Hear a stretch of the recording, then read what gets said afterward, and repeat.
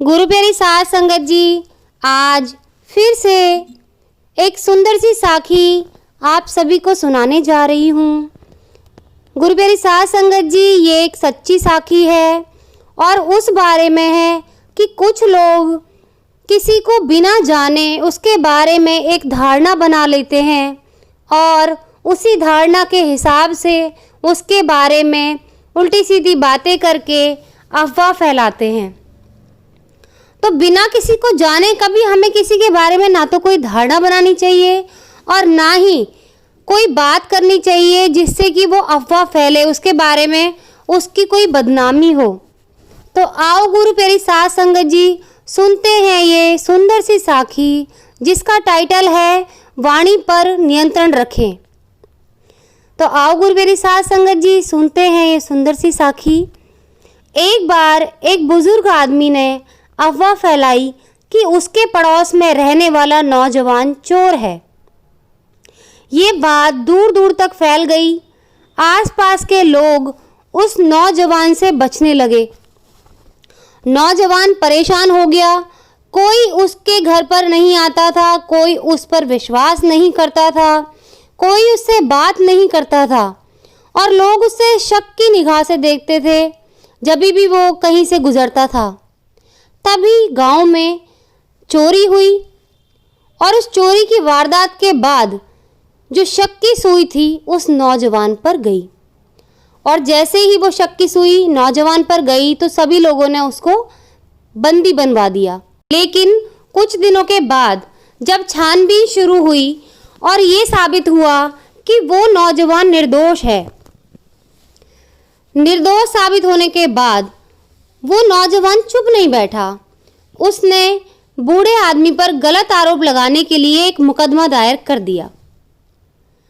पंचायत में बूढ़े आदमी ने अपने बचाव में सरपंच से कहा, मैंने जो कहा था वह एक टिप्पणी से अधिक कुछ नहीं था, किसी को नुकसान पहुंचाना मेरा मकसद नहीं था। बड़ी ही चतुराई से उस बुजुर्ग ने ये बयान दे दिया कि मैंने तो ऐसे ही कह दिया था, मेरा उसमें कोई मकसद नहीं था, किसी को नुकसान पहुंचाना मेरा मकसद नहीं था। सरपंच ने बूढ़े आदमी से कहा, अच्छा तो ठीक है, आपकी बात मान लेते हैं।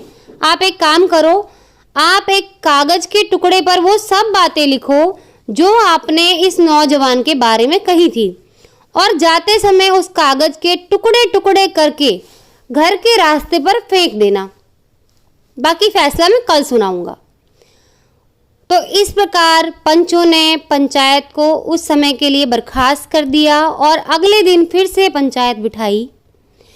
जैसा कि बूढ़े व्यक्ति को कहा गया था कि वो वही सब अफवाहें जो उसने नौजवान के बारे में फैलाई थी उसे कागज पर लिखकर अपने घर के दरवाजे के बाहर फाड़ कर फेंक दे। उन बुजुर्ग ने यही किया। अगले दिन सरपंच साहब ने बूढ़े आदमी से कहा कि फैसला सुनने से पहले आप बाहर जाएं और उन कागज के टुकड़ों को जो आपने कल बाहर फेंक दिए थे इकट्ठा करके लेकर आएं। तो उन बुजुर्ग आदमी ने बड़े ही चौंकते हुए कहा कि मैं ऐसा कैसे कर सकता हूँ, उन टुकड़ों को तो हवा में कहीं से कहीं हवा उनको उड़ा कर ले गई होगी, अब वे कहाँ मिलेंगे मेरे को, आप नहीं मिल सकते वो, मैं कहाँ उनको ढूंढने के लिए जाऊंगा, पता नहीं कहाँ से कहाँ पहुँच गए होंगे, किस किस दर जाकर मैं ढूंढूंगा उसको, ना जाने एक टुकड़ा कहाँ गया होगा, दूसरा टुकड़ा कहाँ गया होगा। सरपंच ने कहा, ठीक इसी तरह एक सरल सी टिप्पणी भी किसी का मान सम्मान उस सीमा तक नष्ट कर सकती है जिसे वो व्यक्ति किसी भी दशा में दोबारा प्राप्त नहीं कर सकता। जैसे कि उस कागज के टुकड़े दोबारा इकट्ठे नहीं किए जा सकते, वैसे ही किसी इंसान की इज्जत अगर मिट्टी में मिल जाए तो उसे दोबारा वैसा ही बनाना बड़ा ही मुश्किल होता है, या कह सकते हैं कि नामुमकिन होता है।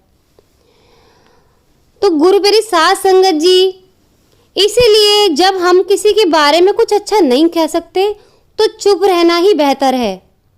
वाणी पर हमारा नियंत्रण होना चाहिए ताकि हम शब्दों के दास ना बने। तो गुरु प्यारी साध संगत जी, कभी किसी के बारे में बुरा नहीं कहना चाहिए, बुरा नहीं सोचना चाहिए। सबसे पहले लगाम देनी चाहिए हमें अपनी सोच पर। जो यूं ही किसी को देखकर किसी के बारे में हम यूं ही धारणा बना लेते हैं, हम उससे अलग हैं, वो हमसे अलग है। तो आप क्यों चाहते हैं कि वो आपके जैसा ही बने, आपके जैसा ही सोचे, आपके जैसे ही कर्म करे? क्यों भाई? आप पहले अपने अंदर झांक कर देखें ना, क्या आप पूरे तरीके से सही हैं? जो आप किसी के बारे में बोल रहे हैं ऊट पटांग, क्या आप पूरे तरीके से सही हैं? क्या 100% आपके अंदर अच्छाइयाँ हैं, कोई कमी नहीं है? एक वर्स्ट सिचुएशन ही लेके चल लेते हैं। मान लीजिए, माना कि आप जिसके बारे में बात कर रहे हैं वो थोड़ी सी उसमें कमियां हैं, मान लिया, लेकिन क्या आपके अंदर सभी अच्छाइयाँ भरी हुई हैं, कोई कमी नहीं है? पहले ये मनन करें, ये सोचें, और जब आपको अंदर कोई बुराई ना दिखे ना, उसके बाद में भी आपको इतना बुरा नहीं सोचना चाहिए। आपको किसी ने हक नहीं दिया कि आप किसी के बारे में बुरा बोलें।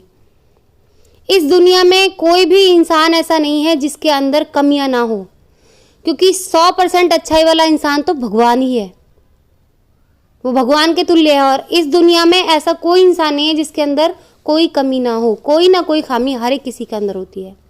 दूसरी बात ये कि जब तक आप नहीं जानते कि वो इंसान कैसा है, तो फिर कैसे आप टिप्पणी और ताने कस सकते हैं उसके बारे में? क्या पता वो इंसान बहुत अच्छा हो। आपने तो बस उससे चिढ़ के आपने उसके बारे में कोई भी बात बोल दी और वो बात हवा की तरह उड़ गई। क्या कभी सोचा है कि आपके बारे में या आपके किसी प्रियजन के बारे में कोई ऐसी ही घटिया बात कर दे और वो मोहल्ले मोहल्ले दर दर जाकर फैल जाए, तो आपको कैसा महसूस होगा? क्या उस चीज़ को, उस छवि को क्या आप ठीक कर पाएंगे जो सामने वाला खराब करके चला जाएगा? तो उतना ही किसी को दें जितना वापस आप ले सकते हैं, और अगर क्षमता नहीं है उतना वापस लेने की, तो ये फालतू की बकवास किसी से ना करें, जिससे किसी का घर बिगड़ सकता है, किसी का जीवन बिगड़ सकता है, किसी की मनोदशा बिगड़ सकती है, किसी का पूरा करियर खराब हो सकता है। आपने कभी सोचा है आपकी एक छोटी सी बात उसके दिल पर क्या घाव देकर जाएगी? लोगों के ताने सुनना क्या आसान बात है क्या? लोगों के इस तरह के बिगड़े हुए चेहरे देखना, लोगों के इस तरह से ताने कसना, लोगों के बारे में इतनी गंदी गंदी धारणाएं बनाना, क्या उनको सहना आसान है क्या? कितने घाव लगते हैं उस इंसान के दिल पर जब वो ये सुनता है कि मेरे बारे में बिना किसी बुनियाद के बुरी बातें बनाई जा रही। मैंने किया है आखिर? मैंने किसी का क्या बिगाड़ा है आखिर जो मेरे बारे में ऐसी बातें हो रही हैं? क्या कभी सोचा है किसी ने? उसके दिल पर इतने गहरे घाव हो सकते हैं। आज हमारे पूरी दुनिया में इतना बुरा हाल है कि अगर आप किसी को कह दो, आजकल कुछ लोग इतने इमोशनल होते हैं कि वो दिल पर लेकर बैठ जाते हैं। किसी किसी को तो इतनी गहरी लग जाती है बात कि उसको उस चीज़ से बाहर आना नामुमकिन हो जाता है, जिसे हम डिप्रेशन कहते हैं। तो कभी किसी को बुरा ना बोलें और ना ही किसी के बारे में आप बुरा सोचें और ना ही बुरा किसी का करें। अगर आपके बारे में वो चीज़ उलट के आपके ऊपर आई तो वो दिन याद रखना कि जो आपने किसी को दिया है ना, तो वो सूद समेत परमात्मा आपसे वापस लेगा। तो उस ऊपर बैठे हुए परमात्मा से डर के कोई भी काम करें। वो हर जगह मौजूद है और हर चीज़ का हिसाब वो रखता है।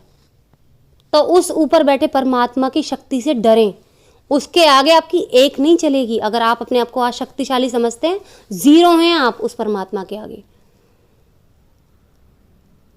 तो अपने आप को कभी ये मत समझे कि हम किसी से ऊपर हैं, किसी को नीचा दिखा के और हम जिंदगी में आगे बढ़ जाएंगे। कभी नहीं बढ़ सकते आप लोग।